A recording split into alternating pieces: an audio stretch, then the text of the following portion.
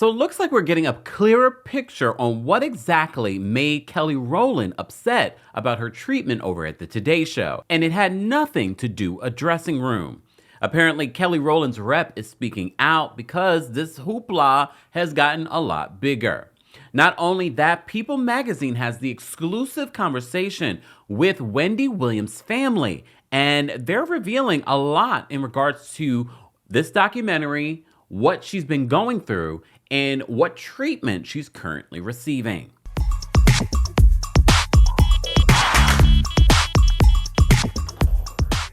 Welcome back to the Kempire channel, your number one source for pop culture news and music, entertainment, reality TV, and so much more. As always, be sure to like this video, subscribe to the channel, and hit that notification bell so you never miss out on breaking news when we go live or when we upload. Don't forget, guys, we are dropping special exclusive episodes on the Kempire podcast, like the one that we just dropped earlier today in honor of Black History Month. So be sure to subscribe to the Kempire podcast on your favorite podcast platforms, Apple Podcasts, and on Spotify. While you're there, don't forget to give us a 5-star review. So as you know, earlier today, we just dropped a video talking about Kelly Rowland, and NBC speaking out, Hoda Kotb said that she loves Kelly Rowland. She would love for Kelly Rowland to come back and co-host the show with her, and she can even share my dressing room. I talk more about that in that video, but we also talk about Bethany Frankel weighing in. Well, apparently it had nothing to do with the dressing room. It had more to do with an earlier interview that Kelly had did in promotion of her Tyler Perry movie, Mea Culpa. So she says this in regard, she's doing this interview with Savannah Guthrie, and basically Savannah, very much like every interview that Kelly does, someone's always asking her about Beyoncé. So our friends over at The Wrap write this: Kelly Rowland's dramatic walk off from the Today Show on Thursday was in response to Savannah Guthrie's questions about Beyoncé, not the size of her dressing room. What do you think about your friend Beyoncé? She's like your sister. You guys literally grew up together. She's stepping into country. So proud of her. I know, but were you surprised? And what do you think about it? I'm so proud of her. Yeah. So happy for her. Yeah, it's incredible. Yes. Last week, the singer and actress abruptly left the morning news show set with initial reports finding that Rowland was reacting to her dressing room not being up to par, leaving host Hoda Kotb to scramble for a last-minute co-anchor. Rita Ora, who had been booked as a guest, stepped up as a co-host at the last minute. However, an individual with knowledge of the situation told The Wrap that Kelly was offended Savannah repeatedly and aggressively asked her about Beyoncé, which was the real reason why behind the walk-off. The story was spun that Kelly didn't like her dressing room, but she has been on the Today Show numerous times. She and her team know the dressing room setup. That would not come as a surprise at all. Exactly. Kelly was upset about Savannah's aggressive questioning about Beyoncé. She and her team were not happy and felt disrespected. In the Thursday interview, Guthrie asked, "What do you think about your friend Beyoncé?" prior to Rowland's exit. Rowland, who was a member of the girl group Destiny's Child with the Texas Hold'em singer, replied, "I'm so proud of her." Guthrie persevered, asking, "I know, but were you surprised? What do you think about it?" referring to Beyonce's new country project, Act 2. Then Rowland, if you watch the video, you see that she's just sort of like, so proud of her. I know, but were you surprised? And what do you think about it? I'm so proud of her. Yeah. So happy for her. Rowland has an agreement ahead of interviews that she won't be asked about Beyoncé and Destiny's Child, according to an individual. She wants to leave that behind. Notably, Today does not typically agree to interview topics being off limits ahead of time. Representatives for Today and Rowland did not immediately respond to the Wrap's request for comment. However, Kelly Rowland's rep, who is the same rep for Beyoncé, Yvette Noel Schur, issued a statement to Entertainment Tonight on Tuesday saying, "After 28 years of knowing her, Kelly Rowland remains one of the kindest, most amiable humans I have ever met and have had the blessing to represent." A separate individual with knowledge of the situation maintained that Rowland's exit was in response to her dressing room. I don't believe that. I really don't believe that. And the fact, literally, I watched this Savannah Guthrie interview with Kelly, and you can clearly tell that Kelly did not like the question, and maybe she felt like it was sort of asked when she had already told them, don't ask me about Beyonce. And that could be for a variety of reasons. She's making a path for herself. She's already opened up about feeling insecure in early years. I don't think she feels that way now. She just wants to keep it separate. Also, Beyonce is super secretive about her projects. So maybe Kelly doesn't want to slip up and say too much, and then Beyonce will be mad at her. You remember that happened didn't that happen with Blue Ivy, revealed Blue Ivy's gender before Beyonce wanted anyone to know? So that's her sister, that's her friend. She doesn't want to do that. And also, she just wants to be seen for herself and her contribution to her work, her music. This movie is not about Beyonce, it's about her. Understandably, she was on Big Tigger's show, and you could tell she got a little annoyed with them asking her about Beyonce and Destiny's Child. Your sister dropped a whole new couple of songs, and it's my understanding that Renaissance 2 may or may not be country-based. And then there's a rumor going around that Renaissance 3 may be either rock-based or a DC reunion. That is her business to talk about. Damn it, woman. And I know that you all are tired of answering those questions.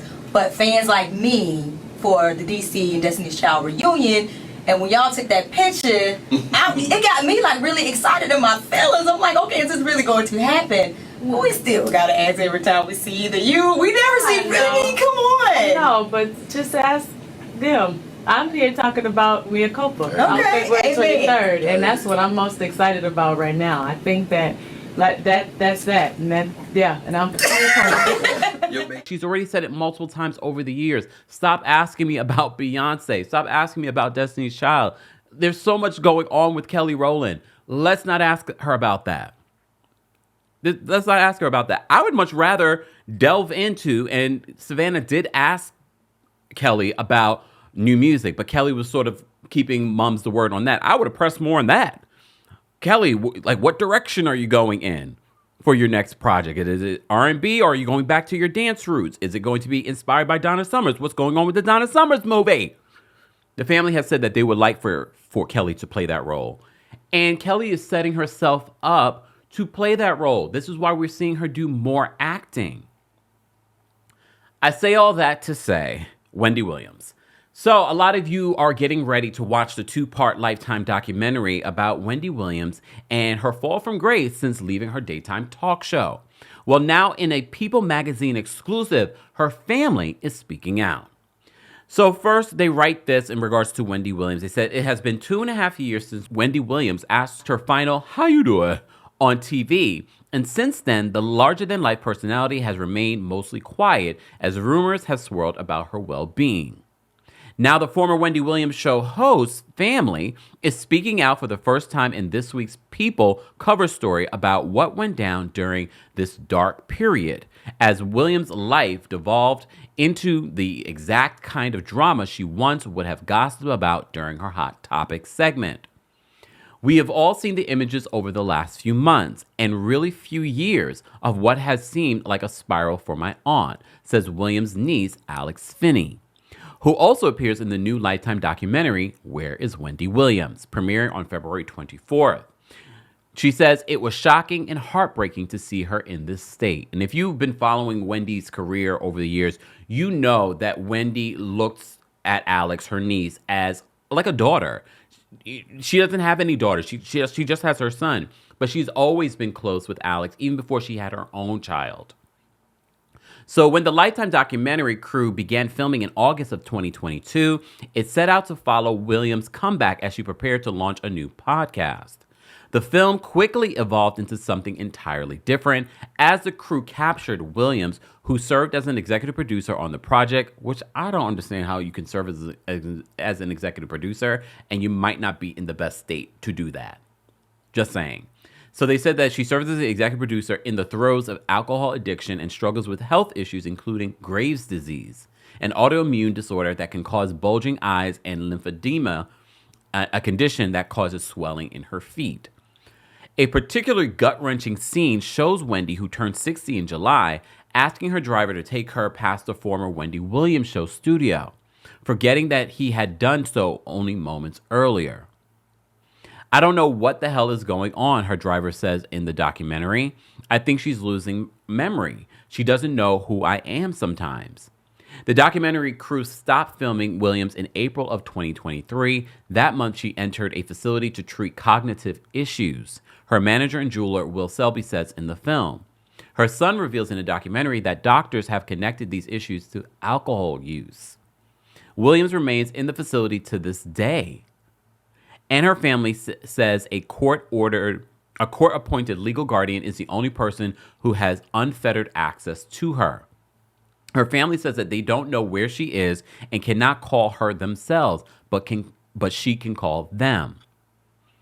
The people who love her cannot see her, says Wendy's sister and Alex's mom, Wanda, who's 65. I think the big question is, how the hell did we get here? And this is the first time that we've even heard from Wendy's sister, Wanda. A lot of people have asked, because Wanda is an attorney, where is her sister? Where is her sister? And I think this is part of the reason why they decided to speak out in this interview and in the documentary, to let the world know that as her family, we have her best interests at heart, but people are not letting us in. So in fall of 2021, season 13 of her daytime talk show was delayed several times before moving forward without Williams and with a rotation of celebrity guest hosts, including Leah Remini and Sherri Shepherd.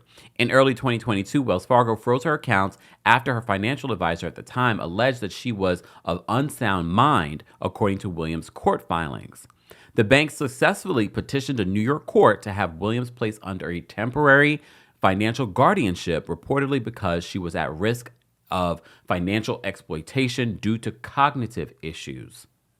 Williams' 23-year-old son, Kevin Hunter Jr., whom she shares with ex-husband Kevin Hunter, came under scrutiny for his spending, but strongly denies in the documentary that he exploited her. He says, "I've never taken money without her consent." Kevin Jr. declined to comment for this story. Wanda says he is still financially supported by his mother, so probably under the guardianship.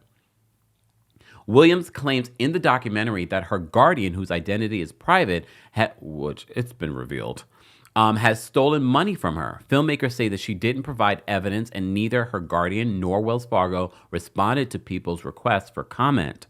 Amid the fight over her finances, Williams spent time in Miami with her family.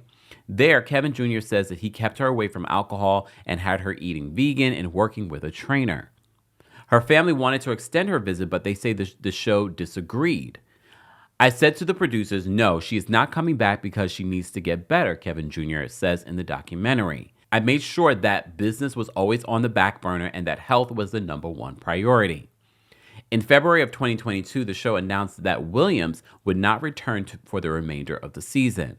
That May, an independent legal guardian was appointed to oversee her finances and health. Her family members say that they don't know why the court made the decision, and the court papers have been sealed.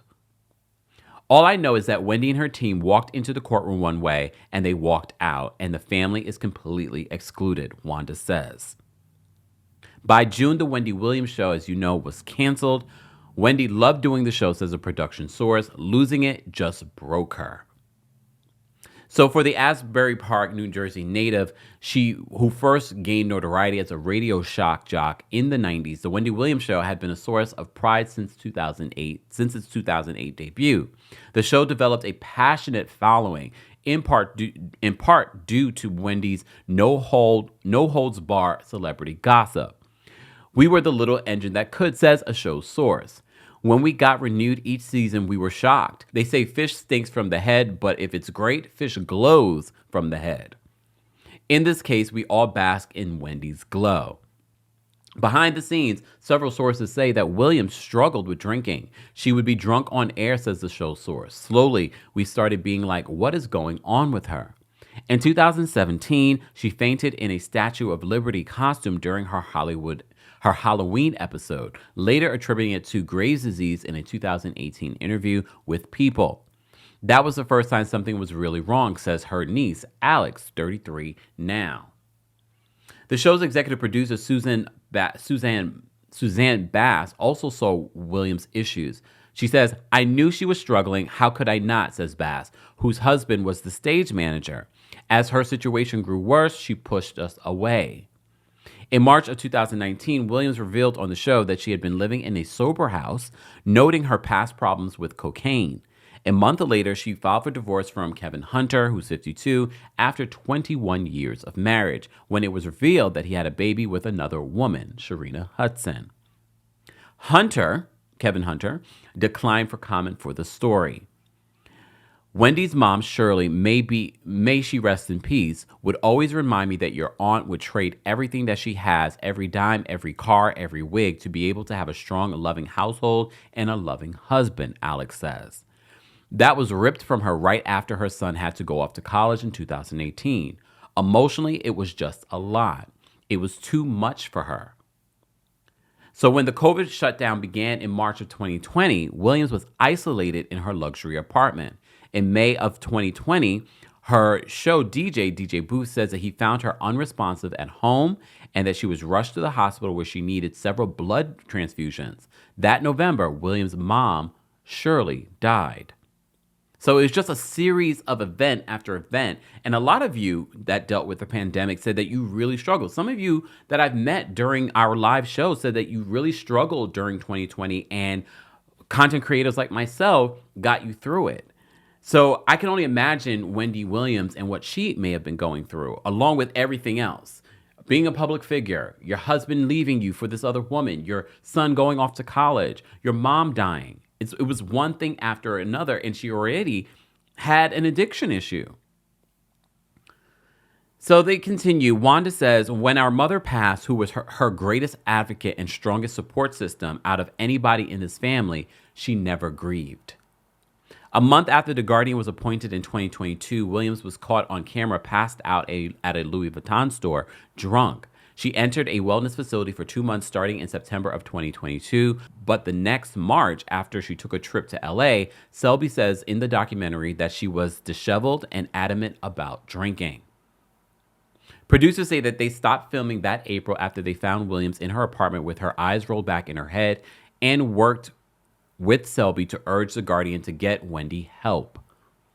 Executive producer Mark Ford says The Guardian did come around and was responsive to our pleas to get her into a safer place.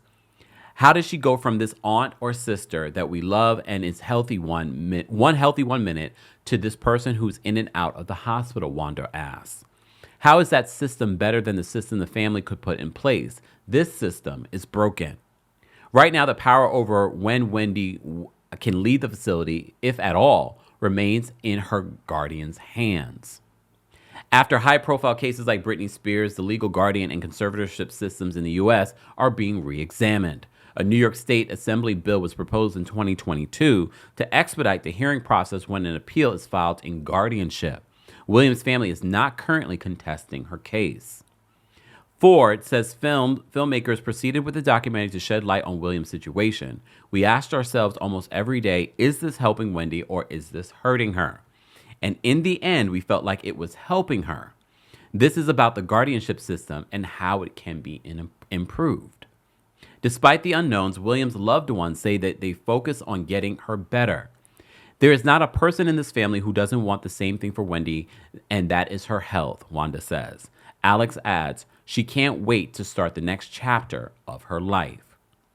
So, as you know, we did a recent report where Kevin Hunter, her ex-husband, came out and said that he feels like this documentary is going to ruin her legacy, and everyone told him to shut up because you didn't think about her legacy when you were having a 15-year relationship on her.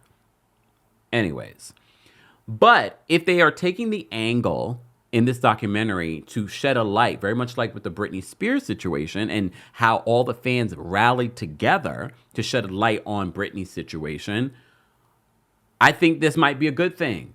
And this is a 2-part documentary airing on Lifetime February 24th and 25th. Where is Wendy Williams? That is still the question. Guys, I want to know your reaction to these stories in the comment section. As always, we do not moderate adults. Let's talk about it like adults.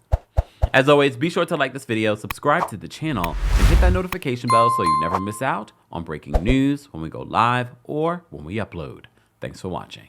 You bring the lighter, I got the fuse.